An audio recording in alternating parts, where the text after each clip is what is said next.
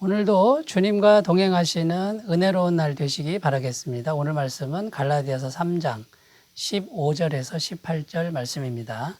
형제들아 내가 사람의 예대로 말하노니 사람의 언약이라도 정한 후에는 아무도 패하거나 더하거나 하지 못하느니라. 이 약속들은 아브라함과 그 자손에게 말씀하신 것인데 여럿을 가리켜 그 자손들이라 하지 아니하시고 오직 한 사람을 가리켜 내 자손이라 하셨으니 곧 그리스도라. 내가 이것을 말하노니 하나님께서 미리 정하신 언약을 430년 후에 생긴 율법이 폐기하지 못하고 그 약속을 헛되게 하지 못하리라. 만일 그 유업이 율법에서 난 것이면 약속에서 난 것이 아니리라. 그러나 하나님이 약속으로 말미암아 아브라함에게 주신 것이라. 아멘. 갈라디아서 3장 말씀을 가지고 계속 은혜를 나누고 있습니다. 갈라디아서 3장의 내용은 이신득의 교리, 믿음으로 하나님 앞에서 의롭다함을 받는 이 진리에 대한 변증을 여러 가지 각도에서 바울이 하고 있는 내용입니다. 오늘 그 변증하고자 하는 그 내용은 뭐냐면 하나님의 언약이라는 측면에서 이신디기의 교리를 지금 설명하고 있습니다. 앞에서는 우리가 아브라함의 믿음에 대해서 살펴봤고요. 또 어제 말씀은 예수님의 십자가 죽으심과 믿음에 대해서 살펴봤고요. 오늘은 하나님의 언약과 이 믿음에 대해서 이제 살펴보는 그런 주제가 되겠습니다. 요약해서 말씀드리면 이 이신디기, 믿음으로 어렵게 되는 진리는 율법의 행위가 오기 전에 430년 전에 이미 하나님이 언약으로 맺은 그런 진리다라는 것입니다. 그래서 하나님의 언약은 하나님이 영원하시기 때문에 영원히 변경하거나 또 폐기할 수 없는 그런 언약이다. 이런 내용이 오늘 말씀의 내용이 되는 것입니다. 15절 말씀을 보면요.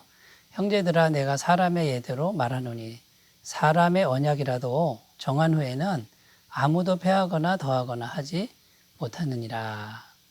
자, 사람도 언약을 세우면 함부로 변경하거나 폐기할 수 없는데 하나님이 맺은 언약을 어떻게 변경하거나 폐기할 수 있겠느냐. 하나님이 영원히 살아계시기 때문에 하나님의 언약은 영원히 변함이 없다. 이것을 지금 말씀하고 있는 것입니다. 자, 그래서 이 언약의 관점에서 이신득이의 진리가, 믿음으로 어렵게 되는 이 진리가 어떠한지 구체적으로 또 살펴보도록 하겠습니다. 첫 번째는요, 하나님의 영원한 언약은 예수 그리스도라는 것입니다. 16절입니다.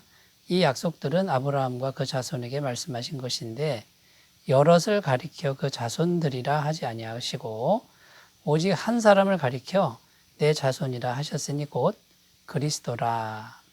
자, 바울이 16절에서 하나님의 언약의 그 내용 한마디로 예수 그리스도다. 지금 이렇게 말씀하고 있습니다. 하나님이 아브라함과 언약을 세우시는데 너의 자손들이 이렇게 말하지 않고 한 사람 자손, 내 자손이 한 사람을 의미했다라는 것입니다. 만약에 너의 자손들이다 그랬으면은 아브라함의 혈통의 자손들, 후손들이 다 구원을 받아야 합니다. 그런데 여러분 구약 성경에도 보면 아브라함의 혈통의 자손들이 다 구원받지 못했습니다. 불신앙으로 벌을 받고 또 반항하고 원망함으로 징계를 받아서 가나안 땅에 못 들어가는 것이죠. 그러니까 아브라함의 혈통의 자손들이 아니라는 겁니다. 이것은 다른 의미가 있다라는 것인데 그 한 사람은 누구냐? 예수 그리스도다. 지금 바울은 이것을 말씀하고 있습니다. 그러니까 예수 그리스도 안에 있는 사람들은 믿음으로 어렵게 된다. 결국 예수 그리스도를 믿는 사람들이라는 이제 그런 내용이 됩니다. 그러니까 하나님의 언약은 예수 그리스도이고 예수 그리스도를 혈통이 아니라 믿는 사람들은 다 구원을 받는 것, 이것이 하나님의 영원하신 언약이다라는 것입니다. 시간적으로 봐도요, 예수 그리스도는 하나님이시지 않습니까? 하나님이시니까 예수 그리스도는 언제 계신 분입니까? 창세 전에 계신 분이죠. 예수 그리스도는 천지를 창조하신 하나님이시다라는 거고요. 우리가 자칫 이제 시간적, 역사적으로 보면 율법 이후에 예수 그리스도가 이 땅에 태어나죠. 그러니까 우리가 현실적인 시각, 역사적 시각으로 우리가 보면 예수 그리스도가 율법 이후에 나중에 온 것으로 보이기 쉽습니다만, 그 예수 그리스도는 역사적으로는 율법 이후에 왔지만 영적으로는 하나님이시다라는 거예요. 결국 아브라함보다도 더 앞서 있는 하나님의 영원한 언약이시다라는 겁니다. 자, 여러분, 우리가 이제 믿음으로 그렇게 되는 이 진리를 대하고 있는데요. 예수 그리스도를 믿으면 누구든지 완벽하게 하나님 앞에서 의롭다함을 인정받는다. 이런 진리를 대하고 있는데, 그 예수 그리스도는 창세 전에 하나님이 언약하신, 약속하신 구원자라는 사실을 굳게 믿으시는 귀한 은혜가 있으셨으면 좋겠습니다. 자, 두 번째입니다. 두 번째, 율법은 구원의 조건이 아니라 은혜의 언약에 대한 응답이어야 한다라는 것입니다. 17절입니다. 내가 이것을 말하노니 하나님께서 미리 정하신 언약을 430년 후에 생긴 율법이 폐기하지 못하고 그 약속을 헛되게 하지 못하리라. 자, 이 말씀에 보면 430년이 나오는데 율법보다 430년 앞에 하나님의 언약이 있었다라는 겁니다. 율법을 끊임없이 행하라라는 것이죠. 율법을 끊임없이 행하면 살리라, 이것인데, 그보다 430년 앞에 하나님 맺은 언약은 하나님을 믿으면 살리라라는 언약이라는 겁니다. 자, 그래서 하나님이 정말 원하시는 구원은 언약의 말씀을 믿는 것으로 되는 것이지, 인간의 율법을 끊임없이 지키는 행위로 되는 것이 아니다라는 것을 지금 말하고 있는 겁니다. 자, 그러면 하나님의 율법을 왜 주셨을까요? 율법을 끊임없이 지키면 구원을 얻습니다만 아무도 그 율법을 완벽하게 지킬 수 있는 사람은 없습니다.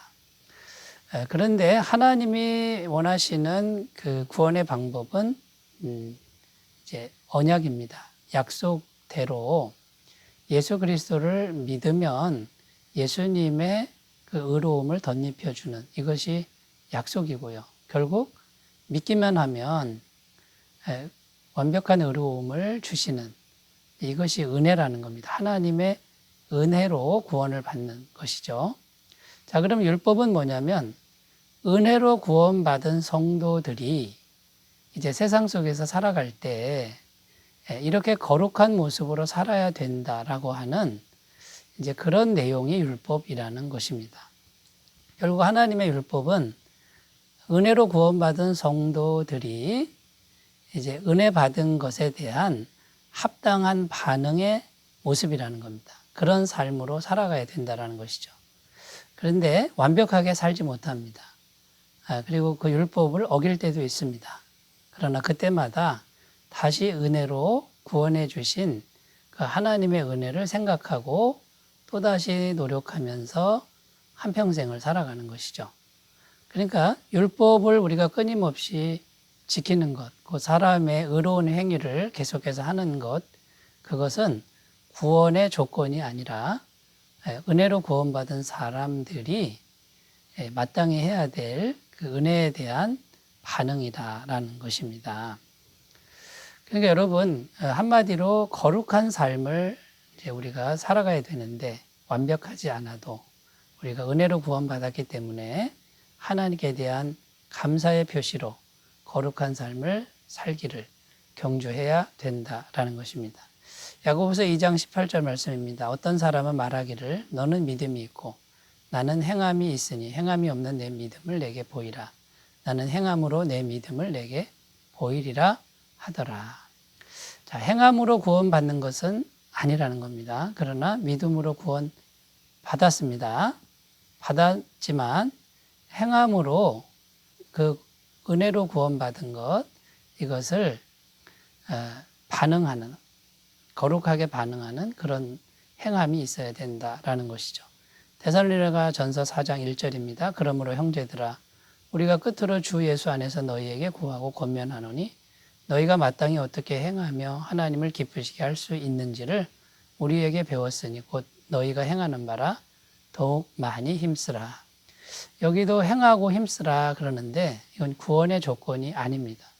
구원받은 사람들이 마땅히 해야 될 일들을 말씀하고 있다라는 것이죠. 자, 여러분 질문 드려보겠습니다. 구원받기 위해서 열심히 의로운 행위를 하고 있습니까? 아니면 구원받은 확신과 감격에서 거룩한 삶을 마땅히 행하고 있습니까? 자신을 돌아보셨으면 좋겠습니다. 자, 세 번째입니다. 세 번째, 성도의 유업은 약속으로 말미암아 거저 주어진다라는 것입니다. 18절입니다. 만일 그 유업이 율법에서 난 것이면 약속에서 난 것이 아니니라. 그러나 하나님이 약속으로 말미암아 아브라함에게 주신 것이라. 18절 이렇게 기록하는데 하나님이 성도에게 유업을 주시는데 인간의 행위를 보고 그 행위에 점수를 매겨서 잘했다고 주시는 게 아니다라는 겁니다.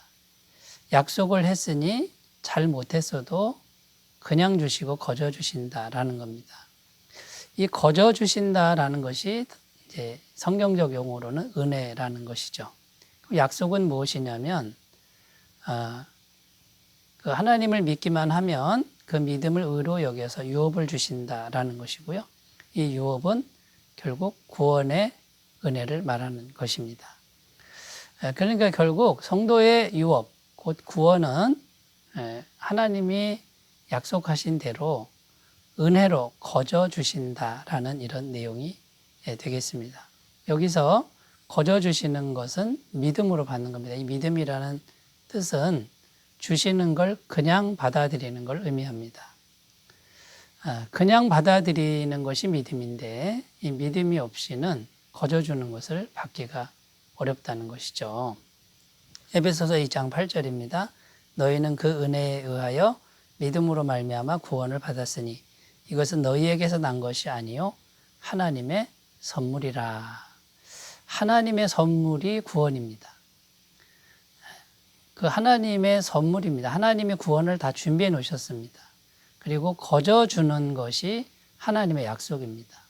그러면 거저 주는 걸 믿음으로 받기만 하면 되는 것. 이것이 복음이라는 것이죠. 여러분은 율법의 행위에 익숙하십니까? 아니면 거저 받는 것에 익숙하십니까? 하나님의 은혜를 거저 받는 세계 속으로 힘차게 나아가시기 바라겠습니다. 기도합니다. 하나님 아버지, 하나님의 언약은 믿는 자에게 은혜로 거저 주는 것입니다.